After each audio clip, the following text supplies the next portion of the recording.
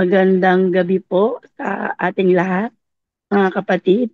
Tayo muna po'y manalangin sa ating Panginoon. Yes, thank you, Lord. Thank you, Jesus. Hallelujah, hallelujah. Purihin ka, Panginoon. O dakila ka, O Diyos.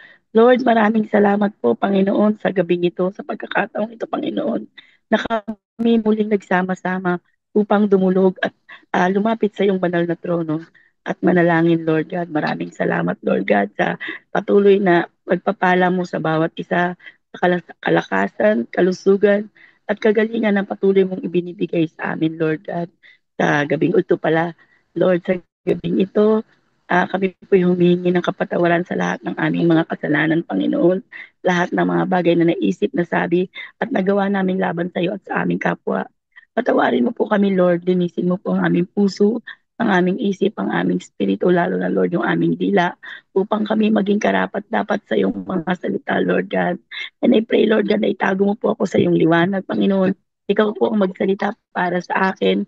And I pray, Lord God, na maranasan namin at maramdaman namin ang presensya mo, Panginoon. At tunay nga na ikaw lamang ang siya naming mapapurihan at maitaas. Thank you, Lord God. Maraming salamat po sa iyo lamang ang lahat ng kapurihan, pasasalamat sa pangalan ni Jesus. Amen. Sige po, tayo po'y dumako na po sa salita ng Panginoon. Tumungo po tayo sa 1 Corinthians 13 verse 1 to 7. Pasensya na po, medyo sinisipon ako.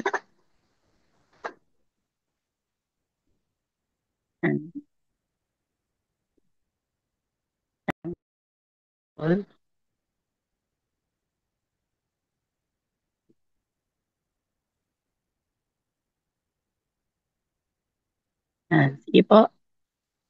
Sabi po dito sa 1 Corinthians 13 verse 1, kung ako'y magsalita, kung ako'y magsalita ng mga wika ng mga tao at ng mga anghel, subalit wala akong pag-ibig, ako'y naging isang maingay na pompyang.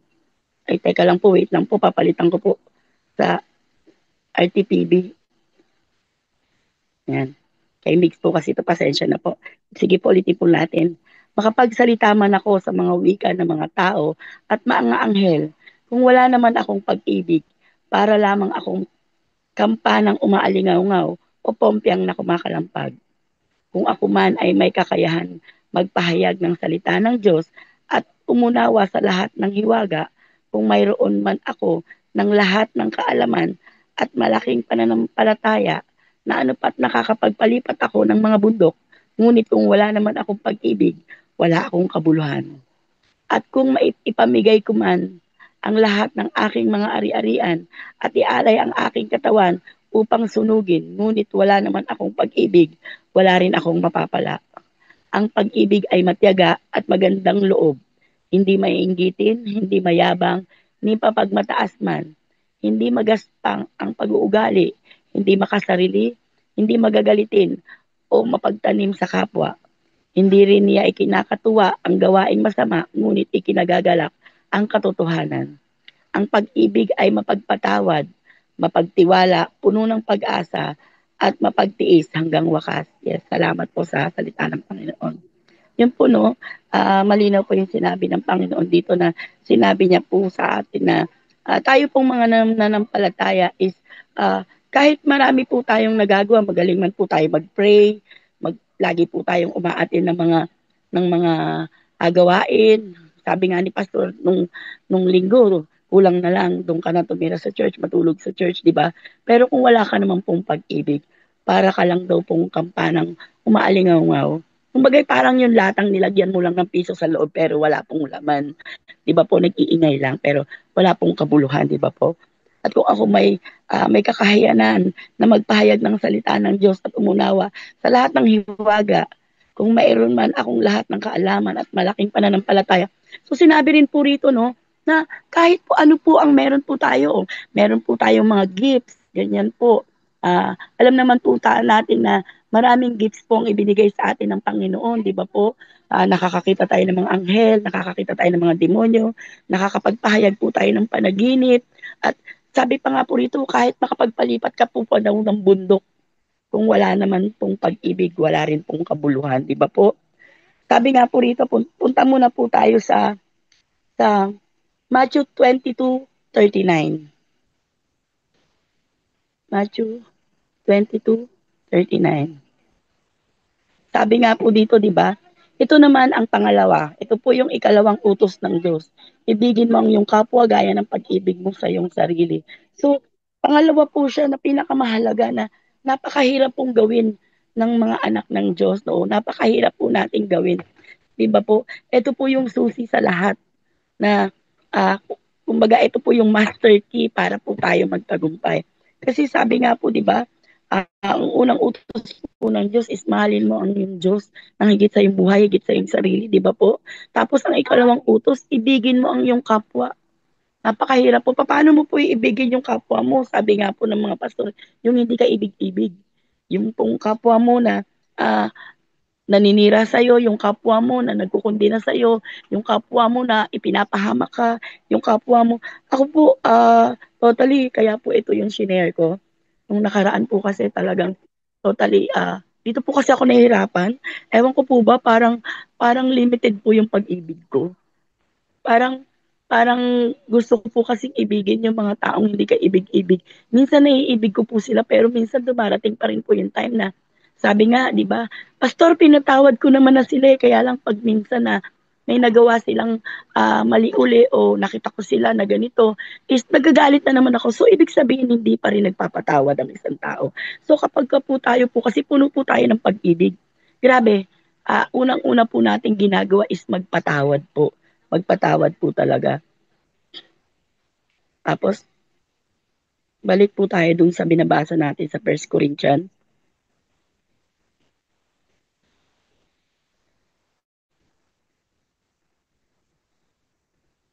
'di ba po? Sabi nga po dito eh, ang pag-ibig ay matyaga at magandang loob, hindi maiinggitin, hindi mayabang, hindi mapagmataas man. 'Di ba po? Ang linaw po na sinabi po ng Panginoon na ang pag-ibig daw po ang matyaga. Pero minsan po, ako po no, napapansin ko po sa sarili ko, parang wala po akong tiyaga. 'Di ba po? Although na lahat po tayo, kinakausap po tayo ng Holy Spirit, kinukonvict po tayo. Kasi sinasabi po natin lagi sa Panginoon na, Lord, baguhin mo po ako. Linisin mo po ang aking puso, ang aking isip. Punuin mo po ng pag-ibig ang puso ko. Kasi pag sinabi po natin, habaan mo po Lord yung pasensya ko, lalo pong dumadami po yung mapang-asar o mas lalo pong dumadami po yung pagsubok. Kasi susubukan ka ni Lord eh kung papaanong mapaglagpasan mo yung mga bagay na ikinaiinisan mo, kinagagalit mo, di ba po? Yung mga bagay na alam mong kahinaan mo dahil kulang ka sa pag-ibig. Kaya ang sabi ko nga po dito, ang pag-ibig ay matyaga. Kaya sabi ko, Lord, bakit po yung tiyaga ko parang limited? Parang ano, parang Versace, limited edition.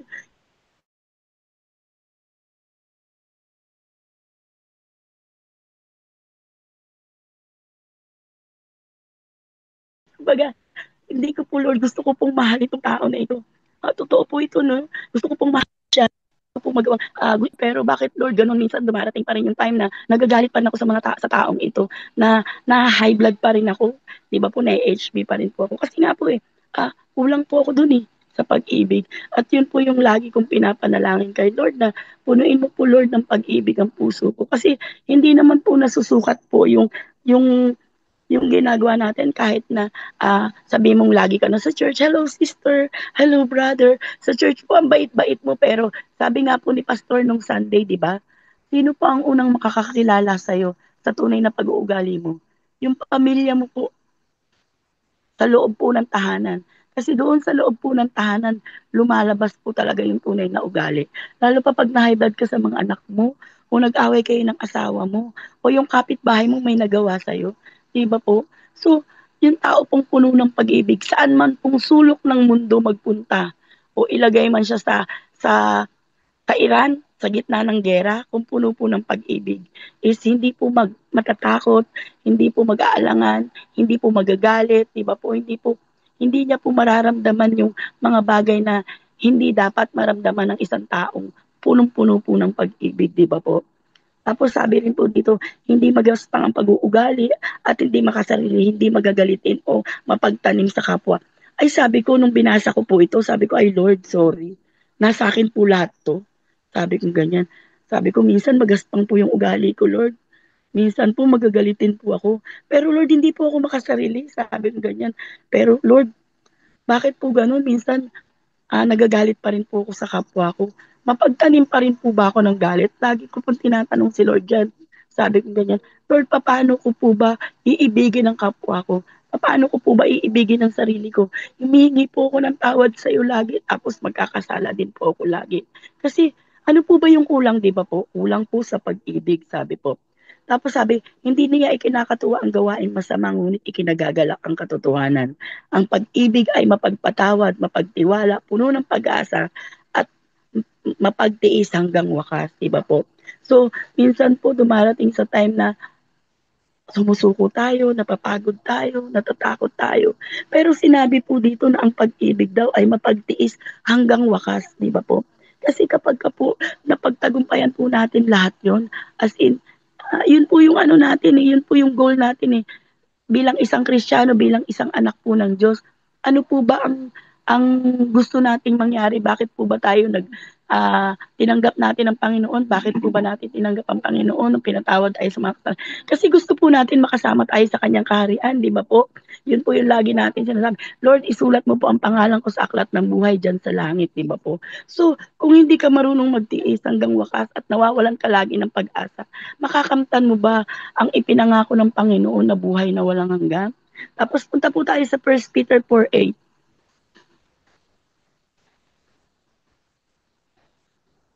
Pasensya na po kayo na mamaus po ako.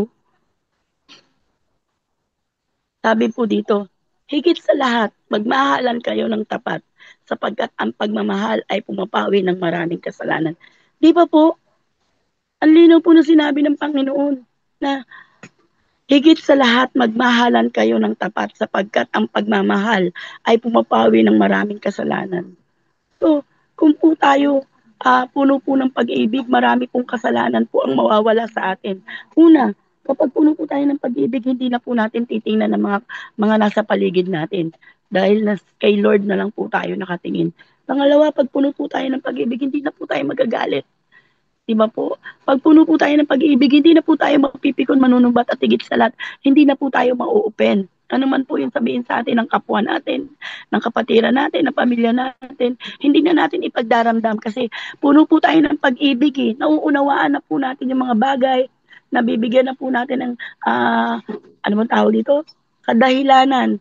Yung, ay, halimbawa, may ginawa, ay, siguro galit lang siya, kaya niya nasabi. Sa tingin niyo po ba, ako po minsan nagagawa ko yan, pero minsan hindi ko po nagagawa. Na kapag may nakapagsalita sa akin, minsan nabibigyan ko siya ng magandang paliwanag para sa akin para hindi ako magalit. Ay siguro galit lang siya o may problema lang siya kaya nakapagsalita siya sa akin ng ganun. Pero minsan po, ay naiinis ako dito, parang gusto ko na itong suntukin ha. Di ba po? So kung puno ka po ng pag-ibig, napakarami pong kasalanan ang hindi mo magagawa. At napakarami pong kasalanan ng napapawi po, di ba? At nandoon na po na makakapagpatawad ka, di ba po? Makikita sa iyo na nasa iyo si Kristo kasi puno ka po ng pag-ibig. Tapos punta naman po tayo sa Proverb 10:12. 12. Sari-saring kaguluhan ang bunga ng kapuotan, ngunit ang pag-ibig ay pumapawi ng lahat ng kasalanan. Di ba po? Inulit lang po, pero dito po, sinama na po yung sari-saring kaguluhan daw ang bunga ng kapuotan. So kapag ka po tayo walang pag-ibig, syempre, lagi po tayong galit, ang dami po nating kinaiinisan, ang dami po nating hanas sa buhay natin, punong-puno po tayo ng kabitiran, di ba po? Nagbubunga po yan ng maraming kapuotan, ng mga kasalanan, ng mga kaguluhan. Nagkakaroon ka ng maraming kaaway, nagkakaroon ka ng maraming problema, nagkakaroon ka ng mga maraming maling desisyon. Di ba po? Pero kapag kapuno ka po ng pag-ibig, kahit po mali na yung nagawa ng iba para sa'yo, naiintindihan mo kasi si Jesus Christ nga po, di ba? Nung pong pinako siya sa krus, nung naglalakad po siya, dinuraan siya, sinampal siya, hinamak siya. Dahil punong-puno po siya ng pag-ibig, dahil si Jesus ay pag-ibig, wala po siyang sinabi sa kabila po na siya ay Diyos. Di ba po? Wala po siyang binitawang salita.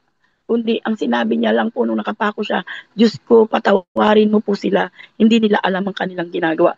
Tayo po ba kapag ka po ba meron tayong kapwa o kapatiran o pamilya, kaibigan na nakapagsalita o nakagawa sa atin ng hindi maganda, kaya po ba nating sabihin yun na, Diyos ko, patawarin mo po siya, hindi niya po alam ang kanyang ginagawa. Di ba minsan nangyayari nga na, ah, nagkakaroon pa nga ng ano eh, anong tawag dito, recruitment. Sino ba nagsabi dati no na may recruitment pa? Kapag yung isang kapatiran mo o yung isang kaibigan mo o yung isang kapamilya mo na kaaway mo, magre-recruit ka pa ng iba para dumami kayo na magagalit sa kanya. Kasi na-open ka niya eh. May nagawa siyang hindi maganda sa'yo o may nasabi siyang hindi maganda sa'yo. Kaya yung iba na walang kinalaman, i-recruit mo sila para maging kagrupo mo sila. Kaya marami na kayong gagalit sa kanya. So, imbis na ikaw lang yung nagkasala, magre-recruit ka pa ng, magkakaroon pa ng kasalanan, di ba? Pero kung puno ka po ng pag-ibig, is sa'yo pa lang po, putol na. Sabi nga ni Pastor Nex, kapag halimbawa na may narinig ka, nagkikwentuhan, nagalit sila sa isang tao, putulin nyo na i-ano mo na yung usapan. Pero alam niyo po minsan di ko po magawa. Sabi ko, Lord, paano ko gagawin?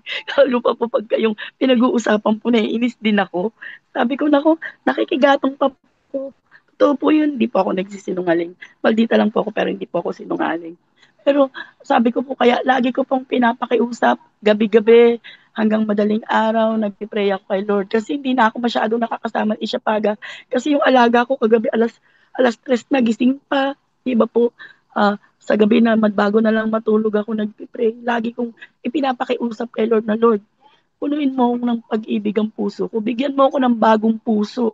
Yung bagong pusong mahabagin, yung bagong pusong mapag-unawa, yung bagong puso na handang magmahal kahit ano.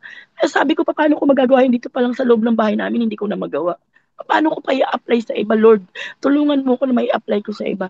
Kasi ang Panginoon po natin ay tapat. Kapag po tayo nananalangin, humingi tayo ng wisdom and knowledge, totally po talaga, pinagkakaloob po talaga agad ng Panginoon.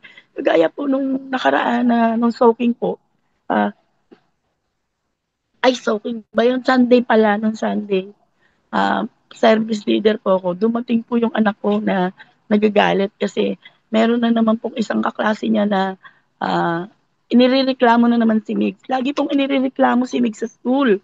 Kasi dahil sa thesis, napuyat daw yung anak niya, hindi daw sumagot si Migs, nakasagot si Migs. Dahil si Migs po nasa ano no, nasa techbooth sa ano nasa soaking, hindi po siya nakasagot agad dun sa chinat ng kaklase niya. Ngayon, inireklamo at kakausapin daw kaming dalawa, pati yung magulang, pati po ako pinatatawad. So Sunday na Sunday yun, nagraran po sa akin si Migs. Alam nyo, pagkasabi sa akin ni Migs dun, gumanon po kagad yung ulo ko. Pero sabi kong ganyan, Migs, sabi ko, nak, mamaya na tayo mag-usap. Kasi service leader ako. Sabi ko ganyan. Tsaka, hingi mo ng wisdom kay Lord kung anong gagawin natin. Habang nakikinig ako kay Migs, talaga nagpipray ako, Lord, tulungan mo po ako na wag po ako magalit. Tapos bigyan mo po ako ng wisdom and knowledge kung ano ang sasabihin ko sa magulang nung kaklase ni Migs, kung paano ko ipapaliwanag na wala naman kasalanan yung anak ko. Dahil hindi lang naman yun ng ginagawa ni Migs eh. Di ba po? Maraming ginahalos, hindi na nga nagpapahinga si Migs. Tapos silang mga kagrupo niya, hindi naman sila gumagawa ng report nila. Ayun ang nirereklamo ni Migs. Bakit sila, sabi niya, bakit sila reklamo sila ng reklamo sa mga magulang nila, wala naman silang ginagawa. Ako na nga lang lahat ang gumagawa ng research namin, sila pa may gana magreklamo. Kaya sabi ko kay Migs, hayaan mo, kapag nakipag-usap tayo, mag-pray muna tayo. Tapos sabay, sabi ko ka nga kay Migs, Migs, try mo kaya na ano, humingi na lang ng tawad sa kanila kahit sila ang may kasalanan. Try mong pag-aralan kung paano magpakumbaba, kung paano tanggapin na lang lahat kahit anong sabihin nila sa'yo. Kasi sabi ko ganyan, mag-aano kayo mag-evangelism kayo sa Jackson. Kung halimbawang makikipag-away tayo at makikipag-away ka, sino pang makikinig sa message ninyo nila Bongon dun sa school? Kaya siguro hindi pa nagaganap yung evangelism kasi nililinis pa kayo. Sabi kong ganyan sa kanya. Kaya sabi ko, Migs, mahalin mo yung kaklase mo. Inirapan ako ng anak ko. Sabi ko, Diyos ko, Lord, paano ko maituturo sa anak ko yung pag-ibig? Pero parang ako, hindi ko rin maibigay sa anak ko yung pag-ibig. Kaya, grabe talaga yung pagpapasalamat ko sa Diyos. Kasi, kapag kung ano po yung kakulangan po natin, yun po yung nire-reveal o sinasabi sa atin ng Holy Spirit, kinukumbit po tayo na eto ang kulang sa'yo, eto ang gawin mo, eto ang ano. Kaya maraming salamat sa Diyos 'no kasi, nagkakaroon pa po ng pagkakataon, buhay pa po tayo, nandirito pa po ako, nagpapasalamat ako sa Diyos na buhay pa rin ako hanggang ngayon, na nagkakaroon pa rin po ako ng pagkakataon na makahingi ng tawad, na makapagbago. Kasi kung halimbawa pong dumating si Lord, sabi nga ni ano, ni Pastor Dave nung nakaraan, sinong gustong pumunta ng heaven, 'di ba? Eh, sinong gusto ngayon na?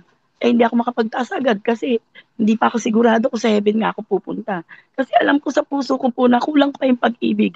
As in, siguro wala pa sa kalahati yung pag-ibig sa puso ko.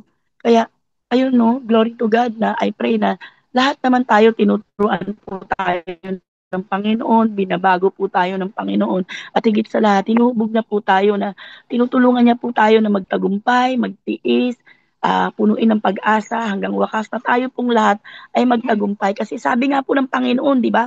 Hindi handog ang nais ko, kundi ang iyong habag. Magbigay man po tayo ng isang katerba o milyong-milyon tithes kung wala ka namang pag-ibig. Wala ka ring mapapala. Kaya sabi ko, thank you Lord kasi itinuturo mo sa amin ang lahat ng dapat naming matutunan, itinuturo mo sa amin ang mga bagay na dapat namin gawin upang kaming lahat ay makapagtagumpay. Kaya binabalik ko po lahat ng kapurihan sa Panginoon at pasasalamat sa pangalan po ni Jesus. Hanggang doon lang po.